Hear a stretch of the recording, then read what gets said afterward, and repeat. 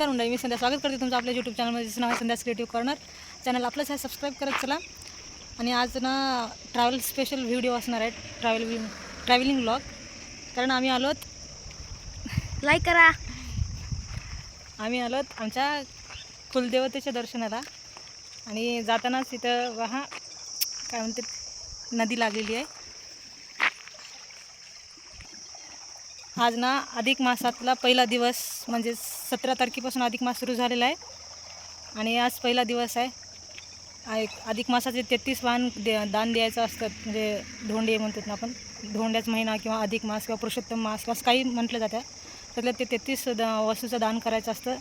ते घरी देवाला झालं, घरच्या देवाला दान झालं, गाईला झालं, आता नदीचं इथं होणार आहे.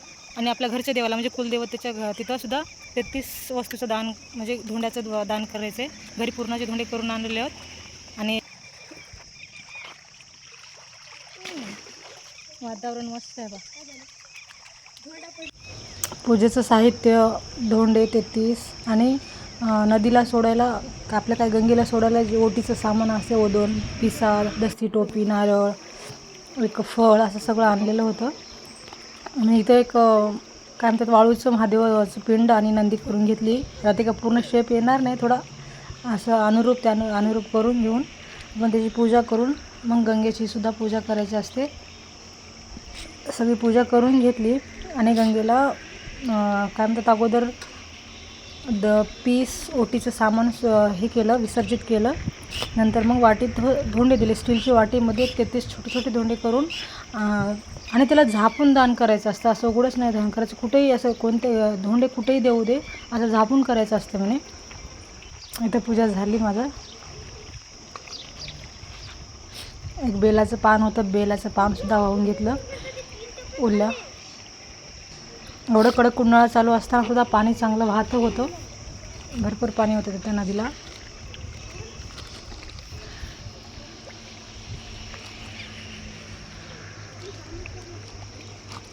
हे ओटीचं सामान आहे पहा, दस्ती, टोपी, पीस, अनेक नारळ विसर्जित करण्यासाठी होतं. हे ओटीचं सामान आहे. किती मस्त वाहू लागलं होतं. जे 33 वस्तूचं दान हे दान झाकून करायचं असतं. आणि हे वाटीमध्ये धोंडे होते 33.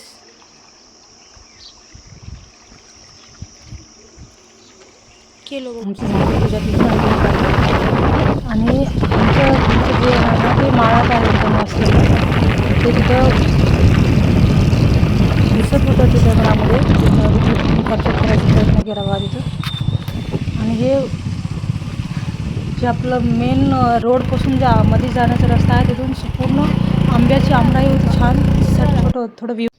आम्ही पोहोचलो आमच्या घरच्या देवापाशी, म्हणजेच कुलदेवतेपाशी. हे पहा महागलचा नजारा किती भारी, एकदम पूर्ण माळामध्ये वसलेलं आहे सगळं. आणि मंदिर पाहू शकता तुम्ही. काल परवाच हे झालेलं आहे, म्हणजे पुनर्निर्माण झालेलं आहे. जवळपास 6 महिने झालं नवीन मंदिर बांधून. अगोदर जुनं मंदिर होतं.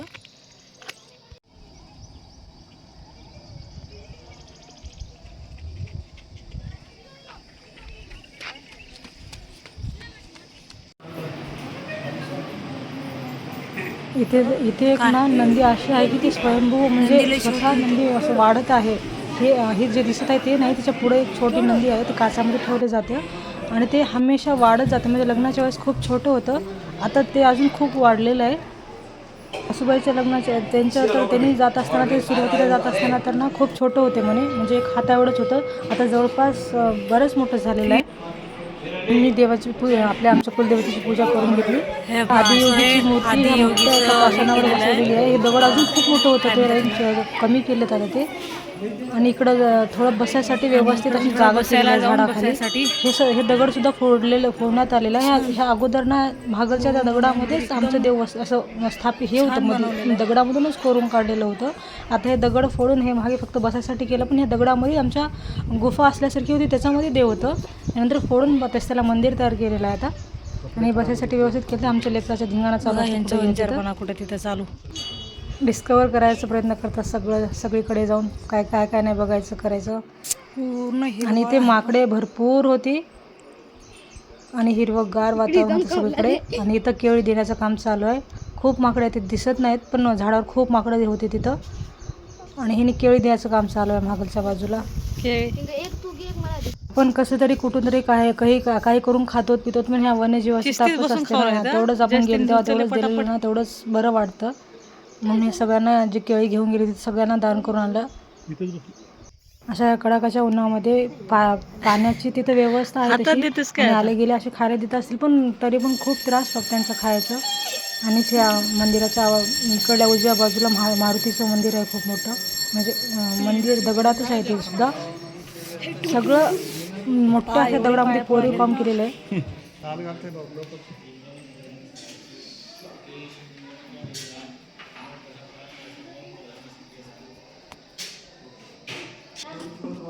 हे काळ्या पाषाणाच्या नंदी पुढे जे काचेचं दिसत आहे फ्रेम, त्याच्यामध्ये नंदी आहे जे वाढते आहे हमेशा.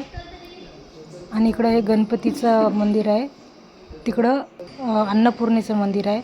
हे मंदिराच्या बाहेरचं आहे पहा, हिरवा सगळं. आणि हे मंदिराच्या मधलं.